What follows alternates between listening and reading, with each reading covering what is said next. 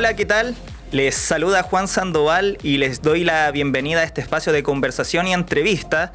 Hoy estaremos hablando sobre transporte público en las regiones, las modificaciones que se vienen y también la electromovilidad, algo muy habitual ya por estos días. Y para ello estamos en nuestro estudio central junto al ministro de Transporte y Telecomunicaciones, Juan Carlos Muñoz. Ministro, gusto en saludarlo. Muchas gracias, Juan, por tenerme acá nuevamente aquí en Radios Regionales. Una alegría porque me ofrece un espacio para poder conversar con todas las personas que viven en regiones. Yo habitualmente estoy en una región a la semana al menos. Y es parte importante del foco que hemos querido darle a nuestra gestión, mejorar el transporte público en regiones, así que este espacio es muy valorado. Así es, ministro, y bueno, una cuota importante, un porcentaje alto de la población finalmente que se distribuye a lo largo de todas las regiones, y en ese sentido me gustaría comenzar explicándole a la gente cómo está funcionando hoy día el transporte público en las regiones. Bueno, lo que tenemos en regiones es una situación muy diversa en términos de ciudades. No todas las ciudades son iguales. Tenemos algunas ciudades en que el Estado ha llegado con una regulación que exige ciertas frecuencias, ciertos trazados, ciertos horarios de operación y que llega con un subsidio para exigirlo, y en otras no. En otras es casi lo básico, en que uno solamente subsidia el valor del pasaje estudiante y el valor del pasaje para las personas mayores. Y lo que queremos avanzar es a un estándar más uniforme. Queremos avanzar hacia que los indicios de mejora que vamos viendo en algunas ciudades se empiecen a ver en todas. Tenemos algunas ciudades a las cuales hemos llegado con tren, ¿cierto? Hoy día tenemos el metro de Valparaíso, de Limache a Puerto, que tenía una semana bien dura, la última después de un descarrilamiento, pero esperamos, una vez ya recuperado el servicio y la conectividad, volver a mejorar las frecuencias prontamente. Espero que este fin de semana eso sea el momento. Y ir aumentando y mejorando las condiciones del metro de Valparaíso. En el caso de Gran Concepción tenemos 2 vías, ¿no es cierto? La línea 1 y la línea 2, que también estamos en un trabajo para ir fortaleciendo. Y tenemos también como transporte público en un contexto más urbano también un poco lo que tenemos en Temuco, con las líneas que pasan por Cajón, Victoria y Lautaro, y la otra hacia el sur por Padre Las Casas. Padre Las Casas, bien digo, Freire y Pitrufquén, y vamos a extender a Gorbea. Y la noticia en materia ferroviaria es que esperamos empezar ya a fin de año, aproximadamente diciembre, con el servicio que va desde Puerto Montt hasta Lerce, Puerto Varas y Yanquihue, un proyecto medio piloto, pero que nos permite mostrar lo que el servicio ferroviario puede dar en esa ciudad. Y además hemos avanzado en la llegada de los buses eléctricos. Tenemos buses eléctricos en algunas ciudades ya. El propósito es llegar a todas. Pero ya tenemos 40 y algo buses en Antofagasta, tenemos unos pocos en Rancagua. Este mes, septiembre, vamos a tener los primeros buses operando en Coquimbo La Serena, esperamos antes del 18. En Valparaíso, y ya esperamos para fin de mes y comienzo de octubre los primeros operando en Coquimbo La Serena. Entonces, es interesante ya cómo se empieza a configurar un mapa. Tenemos licitaciones en curso para ir aumentando la cantidad de buses que debieran llegar. Esta semana se irán a abrir la licitación en Copiapó y así suma y sigue. Claro, finalmente se están abriendo nuevas etapas, pero aún así no hay que olvidar, yo creo, lo que se ha hecho anteriormente. La gente muchas veces manifiesta su sentir, a veces con la locomoción colectiva, sobre todo en las capitales regionales. Yo al menos me ha tocado visitar harto Concepción y a veces es un problema de frecuencia que suele manifestar la gente. ¿Eso se ha ido aplacando con el tiempo? En el caso de Gran Concepción, lo que hicimos fue implementar un perímetro de exclusión, una regulación más fuerte hacia los servicios, y había un clamor muy potente, que tú lo destacas, respecto de los horarios de operación. O sea, la gente decía son las 6, las 7 de la tarde y se acababan los micros en Gran Concepción.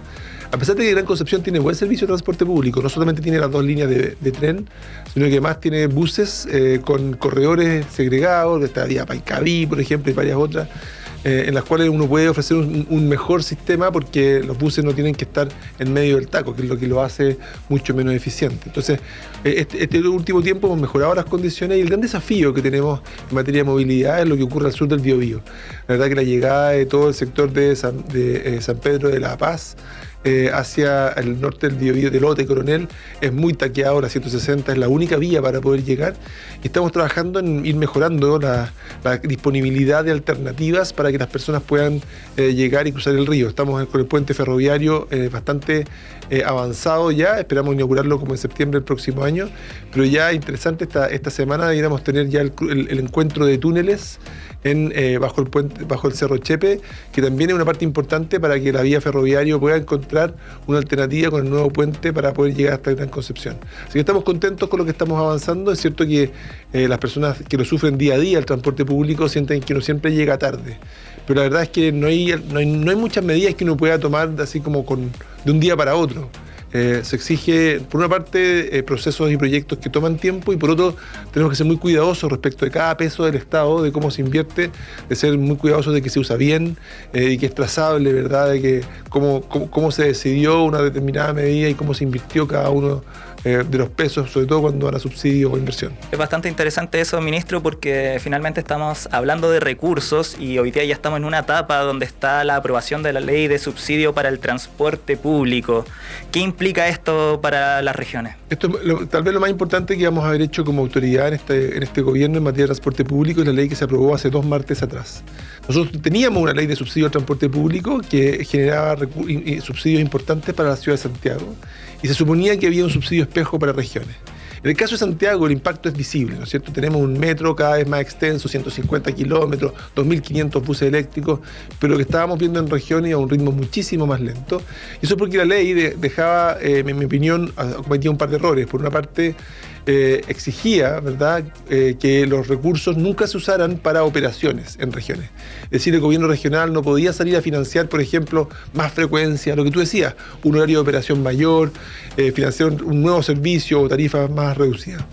Y también permitía que los recursos que llegaban como espejo a las regiones se pudiesen usar en cualquier propósito de interés regional. Y eso significaba que de cada peso que llegaba a regiones, solo 18 centavos se usaban en transporte público. Y claro, en ese contexto, por supuesto que la brecha iba a ir aumentando. Y en esta ley que se aprobó el martes pasado, se corrigen estas dos cosas. Por una parte, solo se puede usar la plata en transporte público, y es más, no solamente se abre la posibilidad de financiar operaciones, sino que se exige que al menos la mitad de lo que llega al gobierno regional se use para financiar operaciones de transporte público o renovación de flota. Para colocar un poco en contexto, ministro, por ejemplo, existen muchas cifras al respecto de lo que se hacía con esos recursos. Fundación Espacio Público, por ejemplo, situó entre los años 2013 y 2017 estos recursos en la región de Valparaíso, y donde solo el 45% de los proyectos correspondían a transporte como tal.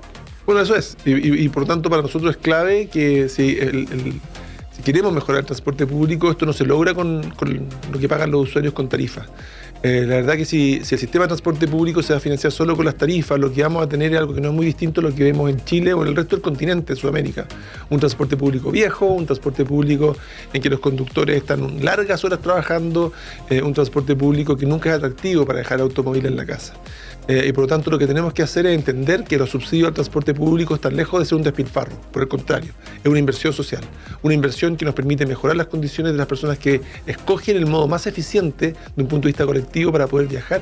Son el modo que le da sustentabilidad a la ciudad, es el modo de transporte que es clave para poder tener mejores ciudades. Entonces, entendiendo el subsidio como una inversión social, es que estos recursos que estamos aprobando en la ley de subsidio debieran tener un impacto muy visible en términos de ir mejorando las condiciones de regiones. Y acá se mantiene entonces el 1 peso para Santiago, 1 peso para regiones, cuando en realidad, en mi opinión, a regiones debería ir más de lo que va a Santiago, porque están mucho más dispersas, porque son ciudades en las cuales no hay condiciones también de zonas aisladas en las regiones, hay que llegar con barcazas, hay que llegar, ¿no es cierto?, con buses a sectores rurales, y por lo tanto el esfuerzo de poder darle conectividad a las regiones es bastante mayor al darle la conectividad a la ciudad de Santiago, que es mucho más compacta, y por lo tanto hay economías de escala que están a la vista. Ministro, ¿cómo está la situación hoy día de esas zonas aisladas que precisamente usted señala que hay que llegar de repente en barcaza? ¿Ha mejorado? Ha mejorado mucho. O sea, si uno piensa, el último verano no tuvimos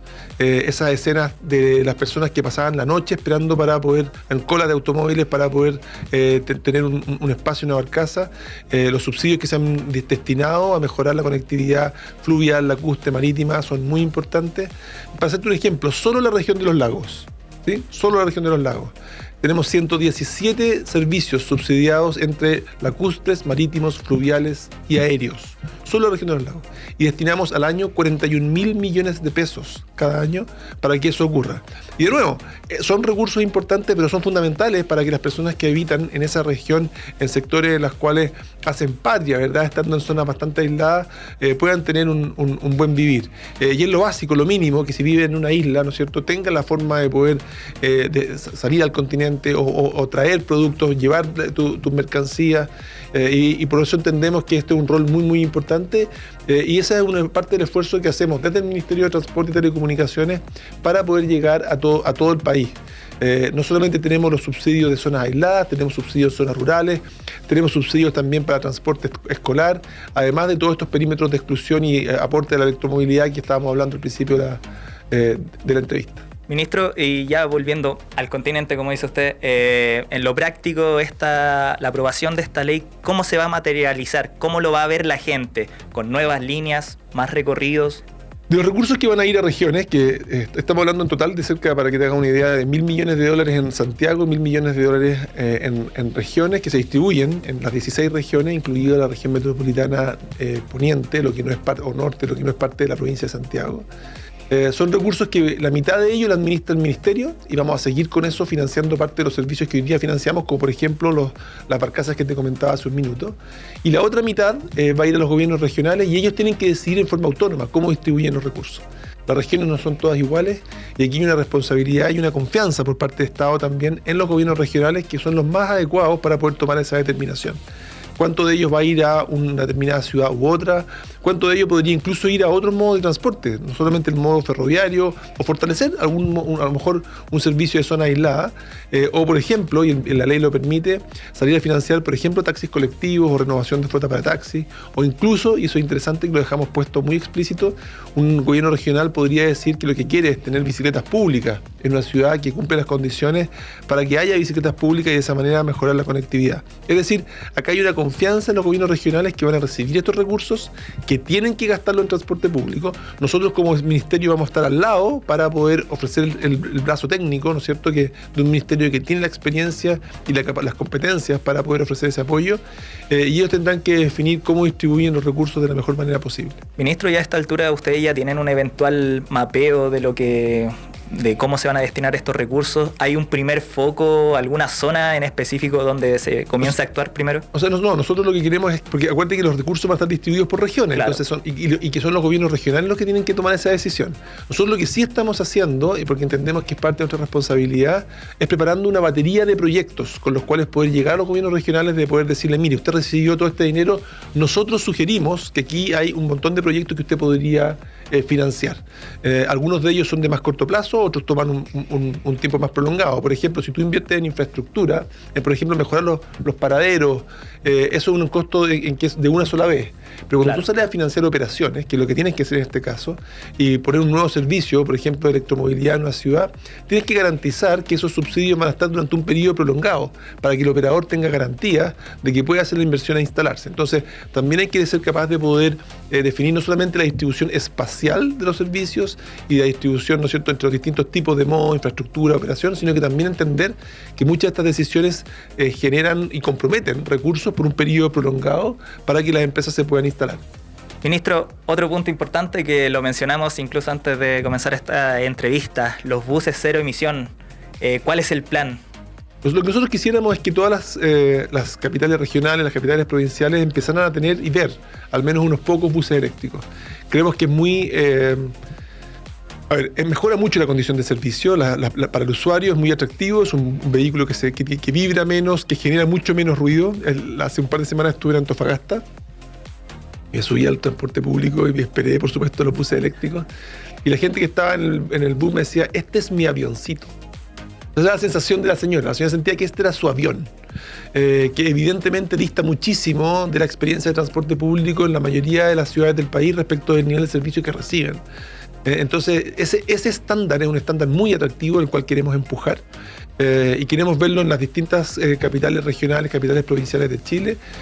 Son buses además que vienen no solamente con electromovilidad y cero emisión, sino que también permiten, tienen típicamente un piso plano que es accesible para personas con movilidad reducida, vienen con un cargador para cargar tu teléfono en un USB, vienen con una conexión Wi-Fi, vienen con cabinas protegidas para que el conductor pueda hacer bien su labor, y vienen también con cámaras que están grabando el interior y el exterior del vehículo en todo momento, de modo si hay algún tipo de incivilidad, un asalto o algo que ocurre afuera, un choque, tener todos los antecedentes para la investigación. Y viene también, que es muy importante para mí por lo menos, con unas cámaras que permiten al conductor poder tener una mejor visibilidad de lo que está pasando alrededor del vehículo, que no tengan puntos ciegos. A veces los conductores, cuando no tienen este tipo de equipamiento, podrían no estar viendo a una persona que al mirar la pasan a llevar.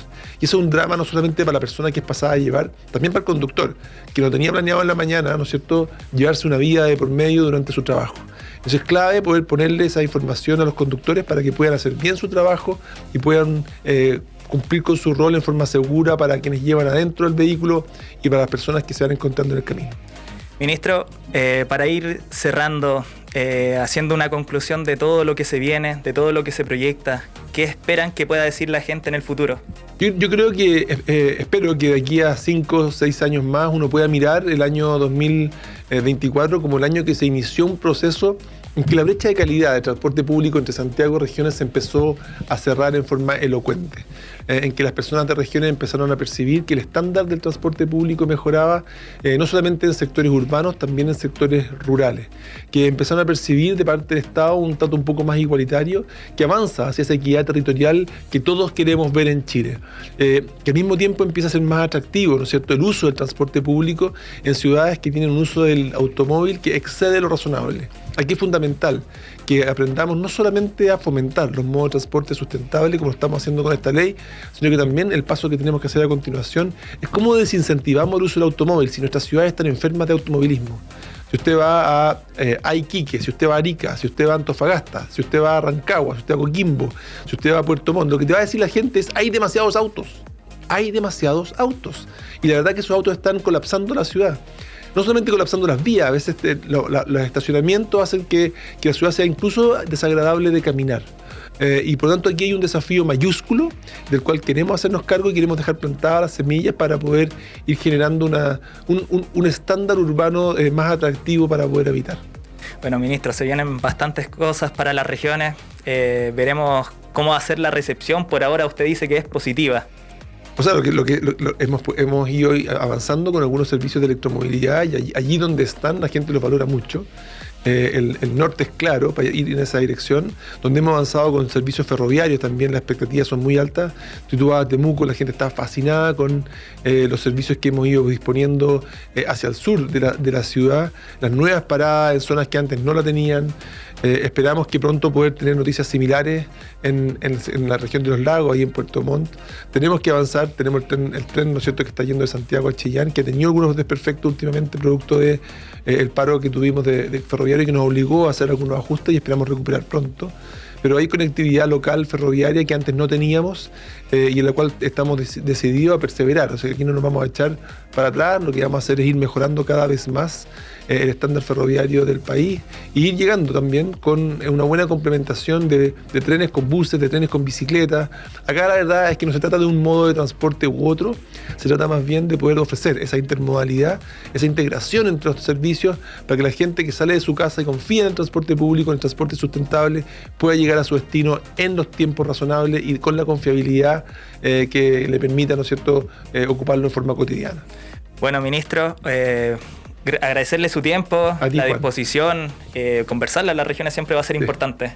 Sí, no, te agradezco mucho el espacio, Juan. Para nosotros es muy importante poder hablar a las regiones en este contexto, también transmitir a todas las regiones el que se viene un tiempo en que hay que conversar con los gobiernos regionales, de alguna manera que esos recursos que lleguen se usen en forma responsable, que se unen en esos proyectos de movilidad que realmente le cambian la cara, ¿no es cierto?, a las ciudades de la región, que no se usen, ¿no es cierto?, como una distribución entre distintas zonas de la región con criterios más bien políticos, sino que se usen con criterios de cómo ponemos esos recursos para que la movilidad grande, la movilidad, ¿no es cierto?, mayor, vea un impacto severo.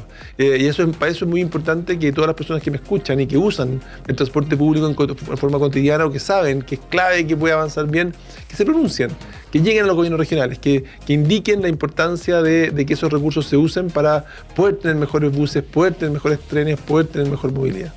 Muchas gracias, ministro. A ustedes, amigos, amigas, los dejo invitados para que sigan visitando todas nuestras plataformas y nuestra web Radios Regionales, donde próximamente también estará esta entrevista. Será hasta una próxima ocasión. Muchas gracias.